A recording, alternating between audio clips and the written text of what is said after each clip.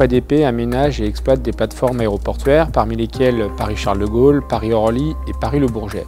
En 2018, le groupe ADP via Paris Aéroport a accueilli plus de 105 millions de passagers et traité 2,3 millions de tonnes de fret et de courrier. Bénéficiant d'une situation géographique exceptionnelle et d'une forte zone de chalandise, le groupe ADP poursuit sa stratégie de développement pour améliorer ses capacités d'accueil, sa qualité de service et entend développer les commerces et l'immobilier.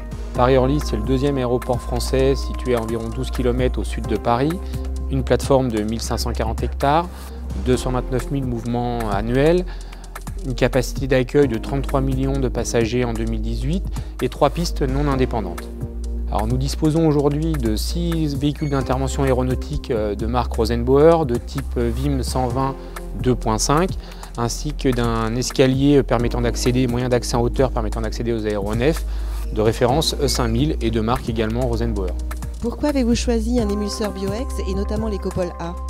Alors à performance équivalente et certification, notre choix militait en faveur de l'environnement et surtout de la compatibilité avec nos véhicules. Le groupe ADP s'est engagé dans une démarche de neutralité carbone d'ici 2030 et donc chaque détail qui nous permette de nous améliorer est pris en compte en vue de répondre à ces futures contraintes.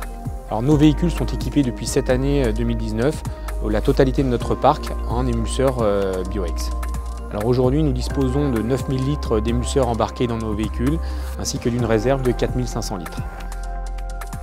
Le Ecopol est utilisé via les moyens hydrauliques de l'engin avec un taux de foisonnement à 3%. Alors nous avons géré le remplacement entre l'ancien produit et le nouveau produit par l'alternance de véhicules lors des essais émulseurs ou lors de manœuvres. Alors les techniques d'intervention sont celles acquises lors des enseignements théoriques à l'école C2FPA pour les pompiers d'aérodrome. Nous avons 2 missions principales lors d'une intervention, la lutte contre l'incendie et le sauvetage des passagers. La lutte contre l'incendie, plus terrain, c'est une attaque massive au canon à la mousse. On doit avoir une bonne accroche de la mousse sur la carlingue ou le fuselage, ainsi qu'une bonne diffusion au sol pour éviter toute reprise de feu avec l'hydrocarbure.